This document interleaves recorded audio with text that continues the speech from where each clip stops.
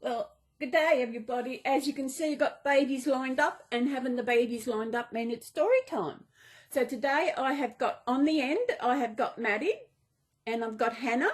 They are the Lizzie kit. And in the middle I have got Jane and Ruby. They are the Anna kit. And Ruby is my very first reborn I got in 2013. And in the front, as always, Mr. Garfield. And this week I have my happiness angel, who the colour yellow is my inner child's favourite colour. And this week I have added Teddles. I will talk to you about Teddles when I do my chat. So Teddles is in here as well. And this week, because I've missed the last 2 weeks, we are up to the next story in this storybook I brought the other week at Big W for $10. So this week we are reading The Magic Porridge Pot. I don't think I've actually, might move you up here, little one. You can sit over and watch all of them. I don't think I've actually had this one before. It's okay, just something popped down from the top of my phone. Okay, The Magic Porridge Pot. A long time ago, there was a little girl called Abigail who lived with her mother in a rickety house in a quiet village. The family was very poor, and some days there was no more than a crumb to eat. Although her life was hard, Abigail was good and kind, and everyone loved her. One hungry day, Abigail's mother sent her into the forest to hunt for blackberries. Abigail searched all day, yet didn't find a single berry for her basket. She was on her way home when she met a mysterious old woman. "Take this," said the woman kindly, handing her a bright copper pot. "If you're ever hungry, say, boil a little pot, and it will feed you well. Then say, stop, little pot, and it will do as you ask." Oh, this is really good. Before Abigail could thank the woman or ask who she was, she disappeared in a swirl of leaves. Ooh, see? There she is getting the pot from the old woman. Abigail ran as fast as she could all the way home to her hungry mother. "Boil, little pot," she said, and sure enough the pot began to rattle and bubble. A delicious smell filled the room, and soon there was hot, sweet porridge for their supper. Abigail's mother laughed in delight, and they ate and ate until they could eat no more. "Stop, little pot," commanded Abigail, and they watched as the pot fell still and quiet on the table once more. The same thing happened every day that week.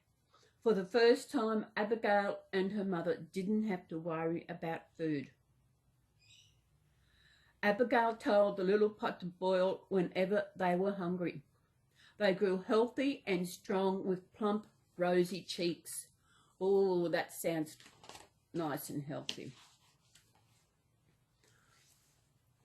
One day, when Abigail was fetching wood, her mother decided to get the evening meal ready.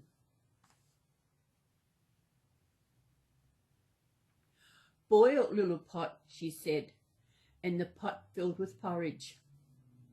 But she couldn't remember the magic words to stop the pot, and it became so full that it started to spill over. "Enough, little pot," she cried, but that didn't work. "Please cease, little pot," she said, but that didn't work either. Soon the floor was covered in sticky porridge, and Abigail's mother ran out of the house. It wasn't long before the porridge was as high as the windows, then the roof, and finally came pouring out of the chimney and began to fill the street. Oh, that's funny. Abigail's mother watched in despair as one by one all the houses in the village filled up with porridge. As the sun set, Abigail returned from the forest. What a sight awaited her! Her dear village was covered in porridge. Abigail guessed what happened right away. "Stop, little pot," she called, and at last it did. The villagers ran far away from their homes to avoid the flood, and now gazed at the river of porridge, keeping them from their beds. There was only one thing to do. It was time for a feast. Oh, a feast of porridge. Well, people, that is the end of that one, and I have never heard that story before. Now, here's a photo of the porridge taking all the houses in because the mother didn't know how to stop it from boiling. Porridge. Oh, I suppose if you're hungry, you will eat anything, and you'd never get sick of porridge. You would, but... Now, did you babies enjoy that story? What about yous out there in YouTube land? I hope you enjoyed my story this week. And yes, that is a good story. I'm looking forward to next week. I've just had a sneak as to what is on for next week, and it is a really good one that we all know. I won't tell you till then. So, yes, so hope you enjoyed this story, and I will see you in my next video, which will be my chat one. So, everybody, look at them. The two little ones are fast asleep.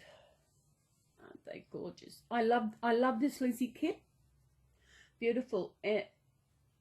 This, if you've been watching my videos, you know this one here. It's Maddie. She is... a Stephanie baby. Yeah, beautiful. Now I've got to decide which baby I have in my chat. I have to think about that. I'll say that when the time comes. Everybody, thank you for joining in. I'm so glad you're back doing my videos. I really nearly wasn't going to do it. I thought, no, I got to do this. I know that it will make me feel good. I haven't done this for a couple of weeks because I have been unwell, and I would talk about that in my chat. And yes, so I will see you in my next video, which will be Sunday chat. So everybody out there in this beautiful world, take care, stay safe, and have a good time. You know, take each day as it comes. Don't rush the time away. Enjoy each day, because we're only here for a short time. And I will see you in... Wait a minute. Okay, someone wants to say goodbye. And it's not Garfield. This time I think Teddle hasn't been in very few videos. I think it's about he come in. When I do my chat, I've actually talked about him before in my videos, and I would talk more about him in my chat video, just to remind those, or even my new subs, about who Teddle is and why he is so special to me. So he wants to say goodbye today. Garfield will actually get up soon, but Teddles wants to say goodbye. Bye-bye. Bye-bye. You're lucky to be in this video. Yes, that is very good. I'm glad I got you in this one. Bye. And come on, Garfield, we'll say goodbye. Goodbye, goodbye, bye, bye.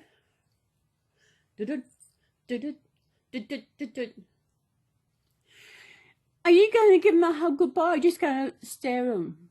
Hey? Yeah, go give him a hug. We ready? We ready? We ready? Yeah. Go.